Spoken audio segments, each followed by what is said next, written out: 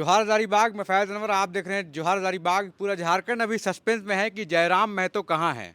मेरे साथ संजय मेहता जी हैं जो हजारीबाग से जेबी केसेस पार्टी से लोकसभा चुनाव के प्रत्याशी हैं। लेकिन जयराम महतो जब कल नॉमिनेशन करने के लिए गए तो उनका नॉमिनेशन अभी तक पूरा हुआ है कि नहीं हुआ है, पुलिस बीच में पहुंच गए उनको गिरफ्तार करने के लिए। एक पुराना केस था, ये सारी जानकारी जानेंगे। क्या आखिर जेबी केसेस का अस्तित्व खत्म हो जाएगा? क्या संजय मेहता की पार्टी जो है वो चुनाव लड़ेगी कि नहीं लड़ेगी, ये पूरा सस्पेंस में है। आखिर जयराम महतो है कहाँ और उन्होंने गिरफ्तारी अपनी क्यों नहीं दी और उनके पार्टी के कितने लोग गिरफ्तार हुए हैं। तो क्या हुआ है संजय जी? कल नॉमिनेशन था, आप लोगों का शांतिपूर्ण सब कुछ चल रहा था, लेकिन अचानक ये क्या हो गया कि जयराम महतो को भागना पड़ा, बागी होना पड़ा? नहीं नहीं, बिल्कुल भागना नहीं पड़ा उनको।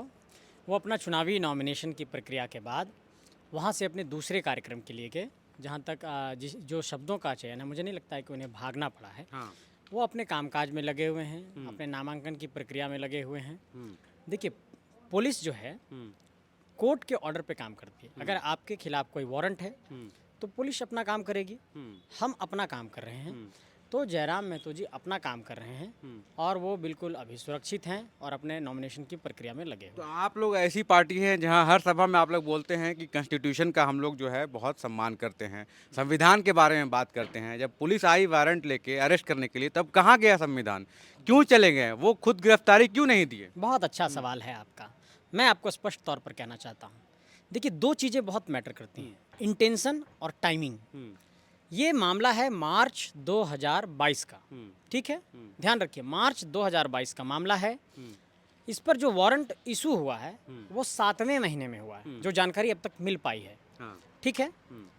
अब क्या है कि कुछ ऐसे मामले हैं जिसमें 7 साल से कम की सज़ा है, उसमें बिना 41A के नोटिस के हाँ। आप अरेस्ट नहीं कर सकते हैं।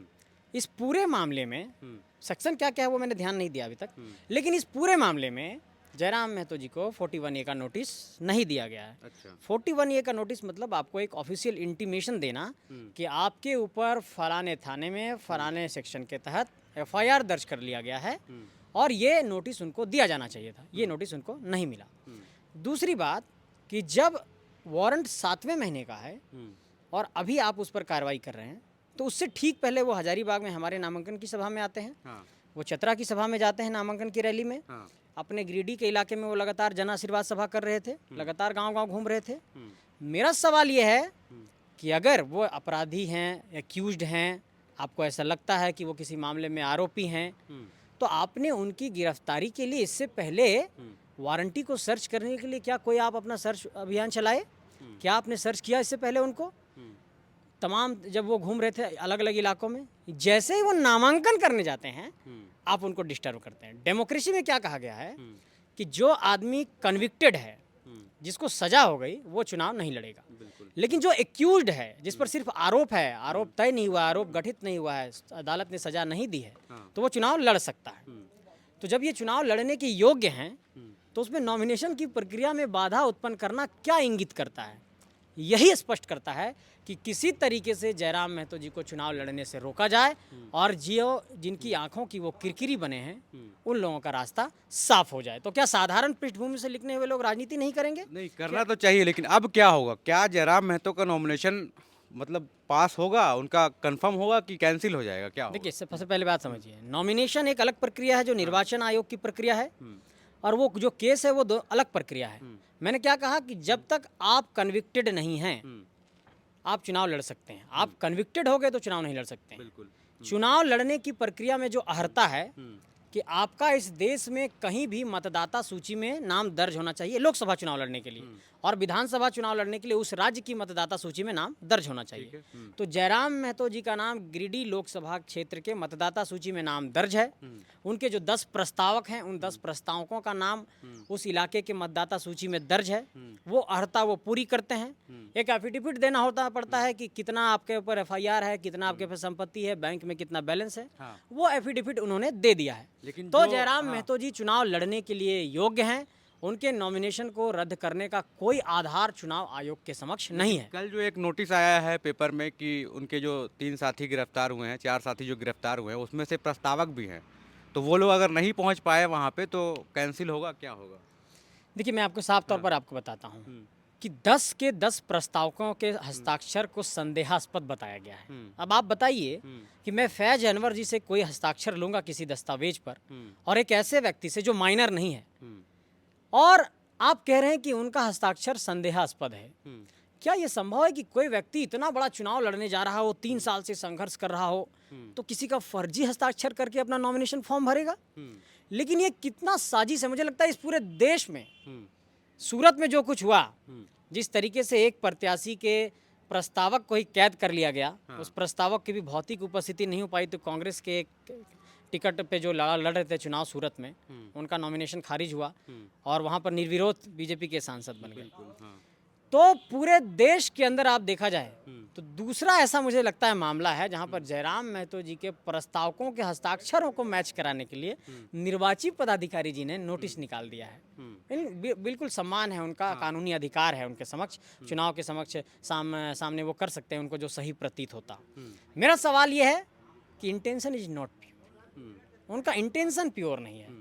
वो चाहते हैं कि किसी ना किसी तरीके से परेशान करके इनके नामांकन की प्रक्रिया में बाधा उत्पन्न किया जाए, जो लोकतंत्र की हत्या के समान है। किसी को चुनाव लड़ने से इस तरीके से रोकना, परेशान करना, डेमोक्रेसी को मारने जैसा है, कत्ल करने जैसा है, उसका दफन करने जैसा है। बिल्कुल। अब क्या होगा? अब क्या होगा? जैसे पहले की बात जो हम लोग कर रहे थे वो ये था कि जयराम महतो नॉमिनेशन के लिए गए थे, वहाँ पे पुलिस आई, नगड़ी थाना में उनके ऊपर केस था, उसको लेकर पुलिस अरेस्ट करने के लिए आई थी, लेकिन इतनी भीड़ थी जिसकी वजह से उनको सभा करने का इजाज़त दिया गया। उसके बाद जयराम वहाँ पे नहीं दिखे तो पुलिस अरेस्ट नहीं कर पाई। रात में पुलिस ने इनके कई साथियों को अरेस्ट करके ले गई है। जो 3 साथी आप लोग गए हैं, 4। आपको एक बात बताता हूँ, क्या ये बात हास्यास्पद नहीं है कि लगभग 1000 की संख्या में पुलिस, एसडीएम, डीएसपी, एसपी, पूरा जिला प्रशासन, स्थानीय प्रशासन, सब लोग मौजूद हैं वहाँ पर। कोई आपको लगता है कि इतनी आसान बात है वहाँ से भाग जाना? नहीं, लेकिन वो तो गए ना, अरेस्ट होते तो अभी तो जेल में होते ना जयराम महतो। मेरी बात समझिए सर, मैं क्या कहने की कोशिश कर कुछ रहा ना कुछ प्रक्रिया से वो गए ना, वो अपने खुद आगे क्यों नहीं दे दिए? इतना संविधान की बात करते हैं, वो पुलिस के पास आ जाते जब पुलिस आई थी वहाँ पकड़ने के हूँ। मेरी लिए। बात समझिए, मैं ये कह रहा हूँ कि हमारा जो टाइमिंग है, नहीं वो ठीक है, टाइमिंग वाइमिंग सब हम समझ रहे हैं, लेकिन आप समझिए, जो लेटर उन्होंने तो पुलिस ने बताया ना कि वारंट है, कानून है, आपको जेल जाना है, तो ये बात तो मानना चाहिए कि नहीं मानना चाहिए? कानून का पूरा सम्मान है, अदालत का पूरा सम्मान है। हम अदालत की अवमानना नहीं करना चाहते हैं, बिल्कुल कंटेम्प्ट ऑफ कोर्ट नहीं करना चाहते हैं। हम लोग बिल्कुल कानून का सम्मान करते हैं। हमारा सवाल सिर्फ इस बात को लेकर के है कि एक व्यक्ति जब चुनाव लड़ने की प्रक्रिया में शामिल होने के लिए, उसकी प्राथमिक अर्हता को पूरा करने के लिए नामांकन की प्रक्रिया को पूरा करने जा रहा है, आप वहां पर बाधा उत्पन्न कर रहे हैं। आप किसी को चुनाव लड़ने से ऐसे व्यक्ति को रोक रहे हैं जो एक्यूज्ड है, कन्विक्टेड नहीं है। इसलिए मेरा कहना यह है कि ये पूरी प्रक्रिया में जो इंटेंशन है वो गलत है, और ये इंटेंशन का हम लोग विरोध करते हैं, इसकी भर्त्सना करते हैं। वो तो ठीक है, इंटेंशन का तो विरोध आप कर रहे हैं, उनको नॉमिनेशन करने भी दिया गया, वहाँ फाइल भी करके बाहर निकले, लेकिन उसके बाद तो मौका था ना कि पुलिस के पास जाते, वो क्यों नहीं गए? ये सवाल तो देखिए क्या होता है कि नॉमिनेशन जब आप करते हैं, मैं बता रहा हूँ, नॉमिनेशन जब आप करते हैं तो आपको निर्वाची पदाधिकारी के द्वारा एक नोटिस दिया जाता है, कौन से कागजात रह गए, कौन नहीं रह गए। तो आपके पास एक्स्ट्रा सेट दाखिल करने का वक्त होता है, और एक्स्ट्रा सेट दाखिल करते वक्त आपको तमाम तरह के डॉक्यूमेंट और दस्तावेजों पर हस्ताक्षर करना होता है। तो अभी जब पूरी नामांकन की प्रक्रिया 7 तारीख लास्ट डेट है शायद वहाँ पर, तो 7 तारीख जब तक गुजर नहीं जाता है, नामांकन की तारीख का अंतिम तारीख नहीं गुजर जाता है, तब तक उसकी जरूरत निर्वाची पदाधिकारी के समक्ष हो सकती है। ऐसे में अगर वो जेल चले जाएंगे और नामांकन की प्रक्रिया में कहीं कुछ कमी रह जाएगी तो फिर वो चुनाव लड़ने से तो दिक्कत होगा उनको। आप लोग कहेंगे कि नहीं, हस्ताक्षर तो जेल के अंदर भी कराया जा सकता है। ये सब कहने की बातें हैं, कहीं ना कहीं चुनाव की प्रक्रिया में समय बहुत कम होता है ये सारी प्रक्रिया में। तो ये सब चीज, ये आप तर्क दे रहे हैं बहुत कि सारी टेक्निकल चीज़ें हैं। हम अपने नेता को चुनाव लड़ने के लिए योग्य रखना चाहते हैं, उनको बचाना चाहते हैं, और हम लोग चाहते हैं कि वो चुनाव लड़े। बिल्कुल। इसलिए हम लोगों ने एक रास्ता ये अपनाया है कि उनके नामांकन की पूरी प्रक्रिया को पूर्ण होने दिया जाए। तो मतलब 7 तारीख के बाद जयराम जी सरेंडर कर जाएंगे, ये ऐसा लग रहा है? देखते हैं, हम लोग भी कोर्ट का रुख कर रहे हैं, हम लोग भी अपना कानूनी सलाह ले रहे हैं क्या एक रास्ता हो सकता है वो हम लोग। लेकिन एक बात मैं स्पष्ट करना चाहता हूं, आप जो साथी आपके गए हैं उन पे क्या केस लगाया गया और उनको कब तक छोड़ा जाएगा? वो बेल पे बाहर निकले हैं कि वो चुनाव के बाद ही निकले? देखिए उनके ऊपर भी नॉन बेलेबल धाराएं लगाई गई हैं, सरकारी काम में बाधा और तमाम तरह की धाराएं लगाई गई हैं। हम इसकी भी भर्त्सना करते हैं क्योंकि जब वहाँ पर वो सभा को संबोधित कर रहे थे, वहाँ पे लॉ एंड ऑर्डर खराब हुई हो ऐसी कोई बात हुई ही नहीं। सभा बिल्कुल शांतिपूर्ण तरीके से हुई और सब कुछ बेहतर तरीके से हुआ। वो सभा का परमिशन भी लिया गया था, तो ऐसी कोई बात हुई ही नहीं कि वो जो सभा में है कोई लॉ एंड ऑर्डर की स्थिति खराब हुई हो या विधि व्यवस्था खराब हुई हो, ऐसी कोई बात नहीं हुई है। तो उन पर केस करके उनको जेल में डालना बिल्कुल गलत है। और मैं ये बात साफ तौर पर कहना चाहता हूँ कि आप आने वाले वक्त में देखिएगा जितने हमारे साथी गए हैं जेल, वो सब बाहर आएंगे और ये कोर्ट में प्रूफ ही नहीं हो पाएगा कि इन साथियों ने वहाँ पर कानून का उल्लंघन किया है या फिर उन्होंने किसी भी तरीके से विधि व्यवस्था को खराब किया। ये सारे दोस्त हमारे बाहर आ जाएंगे। तो जैसे आप खुद वकील भी हैं, वकालत भी की है आपने, तो कितना टाइम लगेगा उनको आने में बाहर? ये जयराम महतो अगर अंदर जाएंगे, अभी मान लीजिए अगर वो सरेंडर करते हैं 7 के बाद, तो उनको बाहर निकलने में कितना टाइम लगेगा? क्या वो चुनाव के लिए जो है प्रचार कर पाएंगे 25 तारीख तक? क्योंकि 25 तारीख को गिरिडीह में वोटिंग है। क्या यहाँ हज़ारीबाग फिर से आएंगे आपके चुनाव प्रचार में? क्या वो बाकी 6 जगह जाएंगे? बाकी 8 जगह जो आपके कैंडिडेट हुए हैं उन पर क्या प्रभाव पड़ेगा? क्या उत्साह होगा? कहीं कल जो देखा गया कि मनोज यादव जो किए वहाँ जयराम महतो नहीं थे, फिर देवेंद्र जी करेंगे, वहाँ भी जयराम महतो नहीं रहेंगे, तो कितना प्रभाव पड़ेगा? हाँ, इसका प्रभाव पड़ेगा। उनकी शारीरिक उपस्थिति से ये होता है कि हमारे साथियों में एक जोश आता है और बहुत अच्छी लोकप्रियता है उनकी खुद सभा में लगभग मुझे लगता है कि 2.5-3 लाख लोगों की भीड़ थी। तो इतनी लोकप्रियता है तो लोग तो उनको देखना चाहते हैं। अब लोग ये कह दें कि भाजपा के स्टार प्रचारक नरेंद्र मोदी जी घर में ही बैठे रहें तो भाजपा को कितना नुकसान होगा। तो हमारे स्टार प्रचारक वही हैं, तो नुकसान इसका होगा। लेकिन इसका एक बहुत बड़ा संदेश जो झारखंड के अंदर जा रहा है कि गांव घर से कोई एक साधारण नौजवान निकला, गरीब किसान मजदूर का बेटा, जिसका घर भी कच्चा मकान है, और जब वो निकला और झारखंड की राजनीति में खलबली मचा दिया तो वो लाखों लोगों का प्यारा हो गया। तो आज लोग आंखों की किरकिरी बन गए हैं और लोग उनको दबाने की कोशिश कर रहे हैं। तो ये मैसेज तो चला गया पूरे झारखंड के अंदर कि देखो कोई गरीब लड़का जब चलता है राजनीति में आगे कदम बढ़ाता है तो कैसे लोग उसको परेशान करते हैं। तो एक जनता का प्यार इससे और बढ़ेगा और हमें लगता है कि जेबी केसेस के प्रति और भी लोगों का प्यार बढ़ेगा और विश्वास बढ़ेगा कि नहीं, वास्तव में ये लड़के संघर्ष कर रहे हैं, सलाखों के पीछे जाना पसंद कर रहे हैं, लेकिन समझौता नहीं कर रहे हैं। ऐसे नौजवानों को साथ देना चाहिए। झारखंड की आम आवाम यही कह रही है, झारखंड की आम जनता यही कह रही है।